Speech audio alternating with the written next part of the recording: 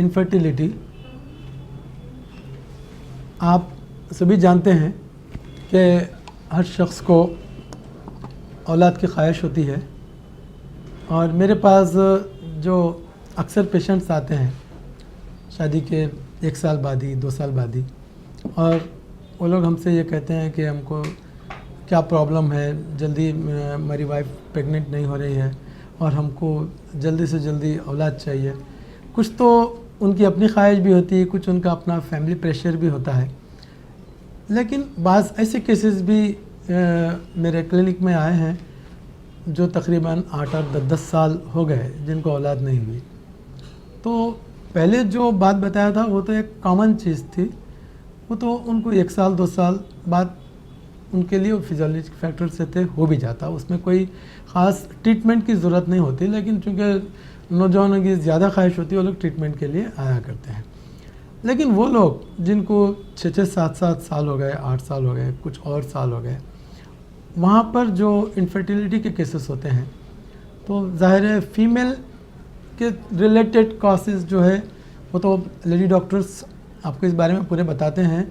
और इस बारे में पहले फ़ीमेल का इन्वेस्टिगेशंस, उनके अल्ट्रासाउंड्स किए जाते हैं, उनके पूरे उससे पता चल जाता है कि उनको क्या काज है। अगर इज़ देयर एनी काज, अगर उनके अंदर किसी किस्म के कोई काज है तो फिर उसका ट्रीटमेंट किया जाता है। लेकिन अगर उससे हट कर के अगर ये समझ आए कि फ़ीमेल में किसी किस्म का कोई काज नहीं है, उनकी रिपोर्ट बिल्कुल ही नॉर्मल है, तो इट्स डेफिनेटली इसका काज मेल है, मेल फैक्टर्स है। तो हम गौर करते हैं, हम अपने पेशेंट्स को जब रिपोर्ट लाते हैं पेशेंट्स के फ़ीमेल में किसी किस्म का कोई एबनॉर्मेलिटी नहीं है और लेडी डॉक्टर की रिपोर्ट है कि ये बिल्कुल नॉर्मल है, तो जब हमारा जहन दौड़ता है कि मेल में जो इनफर्टिलिटी है इसके बारे में हम गौर करें। तो चूँकि अगर उनके क्या काजेस, अब हम उनके पेशेंट को सबसे पहले स्पर्म टेस्ट करवाते हैं। स्पर्म का इनके नॉर्मल रेंज से ये कम है या ज़्यादा है, और अगर इसके अंदर अगर बिल्कुल ही कम है या बिल्कुल ही नहीं है तो हमको इस बारे में गौर करना पड़ता है। तो ज़्यादातर केसेस जो हमारे पास आते हैं वो एजोस्पर्मिया के आते हैं जिनके अंदर स्पर्म काउंट बिल्कुल नहीं होता, 0 स्पर्म काउंट होता है। तो ऐसे केसेस कई जगह इसके ट्रीटमेंट करवाते हैं। लेकिन ये बात बहुत मशहूर है यूनानी मेडिसिन में कि एजोस्पर्मिया का बहुत ही मौसर तरीक़ा इलाज यूनानी मेडिसिन में मौजूद है। और ख़ुद मेरे क्लिनिकल ट्रायल में मेरे पास भी ऐसे कई केसेस एजोस्पर्मिया के आए हैं जिनके हमारे पास रिकॉर्ड्स है, जिनके 3 से 6 महीने के दौरान में इनके फिर से स्पर्म्स फॉर्म होने और वो मल्टीप्लाई होते हुए अल्हम्दुलिल्लाह फिर वो औलाद के काबिल बन चुके हैं और साहिब औलाद हो चुके हैं। इस बारे में हमको देखना है कि जब एजोस्पर्मिया हो जाता है, स्पर्म बिल्कुल ही नहीं होते हैं, तो इनका है। और ओलिगोस्पर्मिया जिसके अंदर स्पर्म की तादाद नॉर्मल से बहुत कम हो जाती है, और एक ऐसी किस्म भी होती है जिसमें स्पर्म्स रहते भी हैं जिनकी मोर्टेलिटी बिल्कुल नहीं होती, मोर्टेलिटी बिल्कुल ख़त्म के करीब होती है, बिल्कुल एबनॉर्मल होती है। तो ऐसे केसेस, तो इन 3 केसेस के लिए भी हम इसका डिफरेंट करते हैं।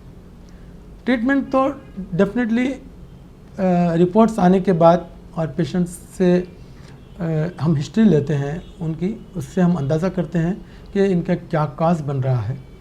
लेकिन कॉमनली जो चीज़ हम आजकल देखने में आती है हमारे को, जो मेरे अपने तजुर्बे में और मेरे अपने पास आने वाले केसेस से मुझे जिस चीज़ का अंदाज़ा हुआ है, पर्टिकुलरली आजकल सॉफ्टवेयर इंजीनियर्स में जो लाइफ स्टाइल लोगों का हो चुका है, तकरीबन 12 से 16 घंटे लोग काम करते हैं।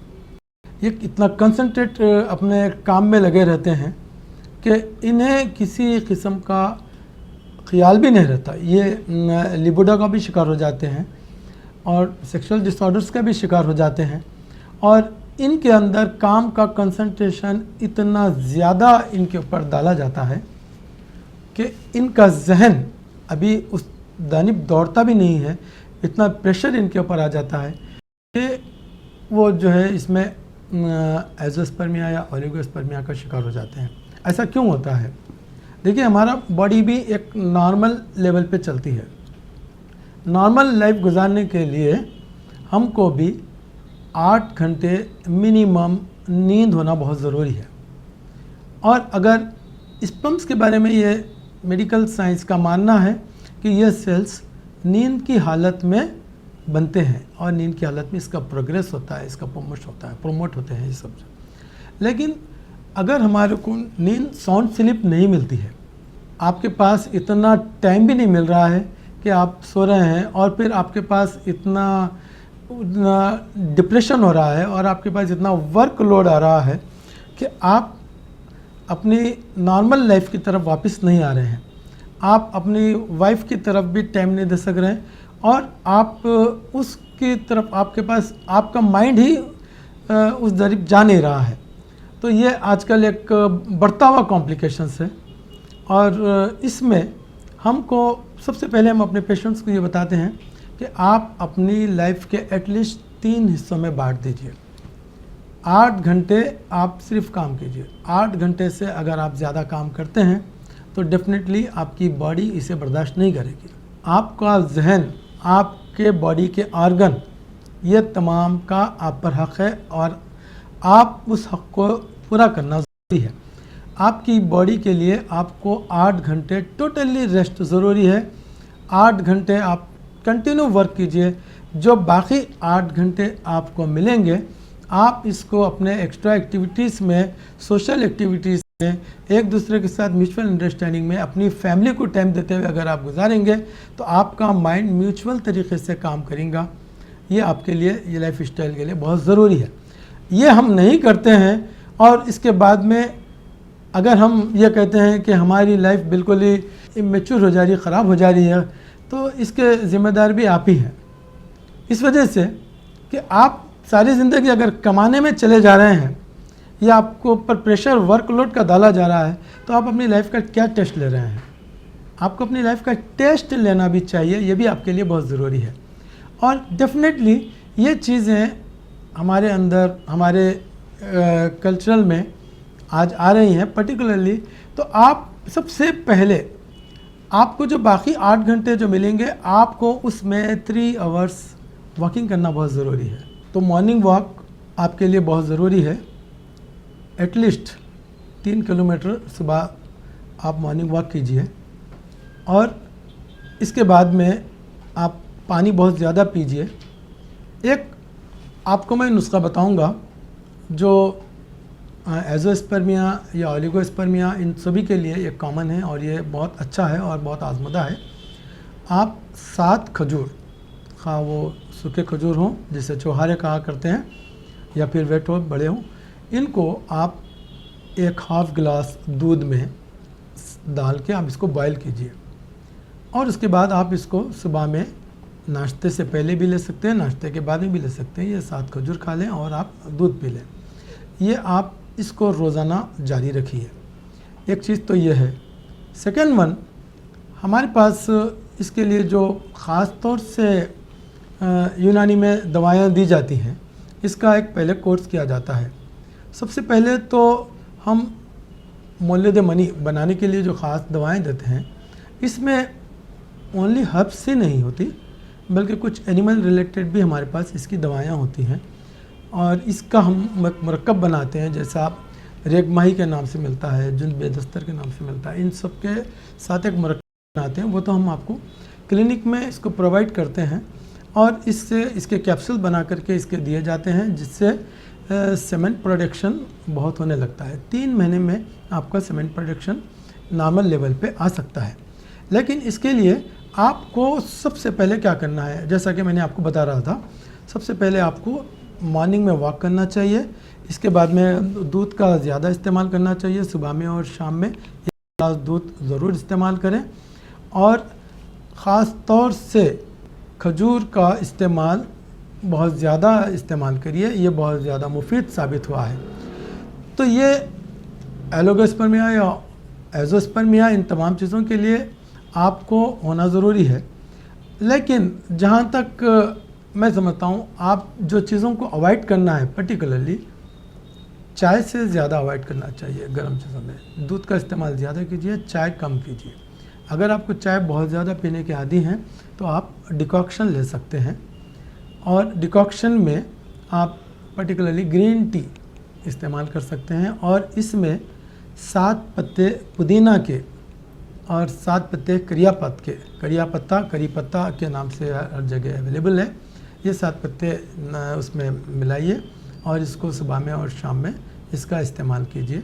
ये आप ज़्यादा कीजिए, लेकिन मसालेदार चीज़ें कम कीजिए। और आपको जो ख़ास तौर से अवॉइड करने के लिए कहा जाता है समन बनने में, आदतों का इसमें बड़ा दखल होता है। जो लोग टोबैको के आदी होते हैं या शराब के आदी होते हैं, इनके अंदर एज़ोस्पर्मिया या ओलिगोस्पर्मिया बहुत ज़्यादा कॉमन होगा, और अगर हम इसके साथ कोई दवा देंगे भी तो वो इन दवाओं का इस पर असर नहीं होगा। इसीलिए आप इस बात की ख़ास तौर से कोशिश करें कि अगर आपको किसी किस्म की गुटखा की या टोबैको की या सिगरेट की आदत है तो इसे टोटली बंद करना बेहद ज़रूरी है, और अगर शराब के आदी हैं तो इसे भी बंद करना बहुत ज़रूरी है। अदरवाइज़ ये इनफर्टिलिटी कम्प्लीटली परमानेंटली हो जाएगी, फिर इसका ट्रीटमेंट नहीं होगा।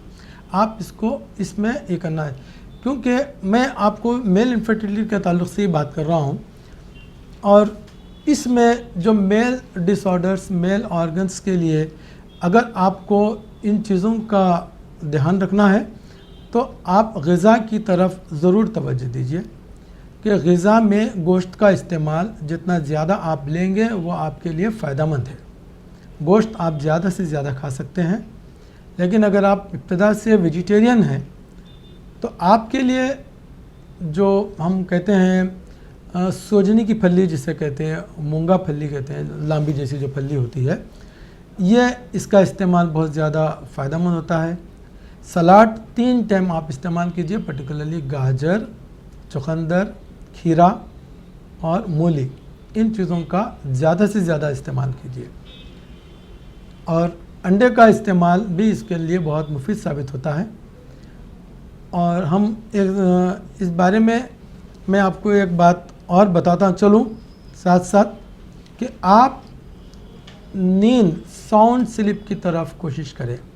आपको शाम में जल्द सोना है और 8 घंटे साउंड स्लीप मिलना है आपको। साउंड स्लीप अगर आपको मिलेगी तो इसमें स्पर्म काउंट्स बहुत ज़्यादा बढ़ते जाएंगे।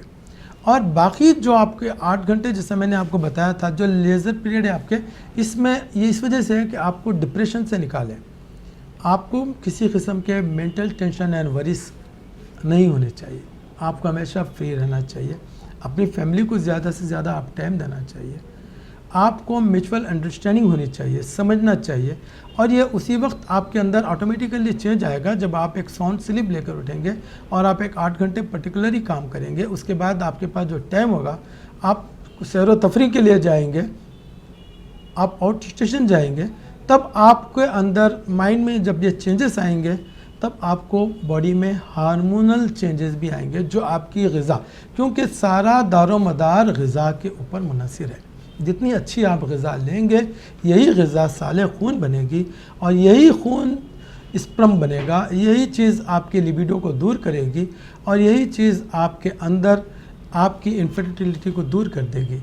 आपको बहुत ज़्यादा लंबे ट्रीटमेंट करवाना नहीं है, आपको लंबे चौड़े करवाना नहीं है, लेकिन आपको अपने आप को समझते हुए ट्रीटमेंट करना है। 50% ट्रीटमेंट अगर डॉक्टर के पास है तो 50% ट्रीटमेंट आपके अपने पास है, आप खुद इसको चेंज कर सकते हैं। लेकिन इसके बावजूद भी अगर कोई पैथोलॉजिकल डिसऑर्डर्स हो जाते हैं, टेस्टिस में कोई किसी किस्म का प्रॉब्लम आता है, या बॉडी में किसी किस्म की एबनॉर्मेलिटी होती है, या जेनेटिक्स फैक्टर्स होते हैं, या पहले से कोई डिसीज़ की वजह से कोई साइड इफ़ेक्ट्स इसके अंदर आ चुके हैं, तो इन तमाम चीज़ों के लिए आपको डॉक्टर के पास तो जाना होता है। जब डॉक्टर्स का इन्वेस्टिगेशंस करके आपको इसका ट्रीटमेंट करते हैं और इसका ट्रीटमेंट होता है। और हमारा ये मानना है कि दुनिया में जितनी बीमारियां हैं उन सब का इलाज है, और अल्लाह ताला ने जितनी बीमारियां पैदा की हैं उन सब का इलाज पैदा किया है। दुनिया में कोई बीमारी ऐसी नहीं है जिसका इलाज नहीं है। जब बीमारी है तो इलाज है, तो इलाज के लिए डॉक्टर मौजूद है, आप डॉक्टर से कांटेक्ट कर सकते हैं। उससे पहले डॉक्टर जो आपको हिदायत देते हैं, आप उन हिदायत पर अमल कीजिए। उन हिदायत पर अमल करते हुए उन ग़िज़ाओं से और उन तरीक़े से जो आप अपने तरीक़े से आज़मा सकते हैं, जो आपका लाइफ स्टाइल बदल सकता है, ये आप ज़्यादा कोशिश कीजिए, ये आपके लिए मुअस्सिर ज़्यादा है।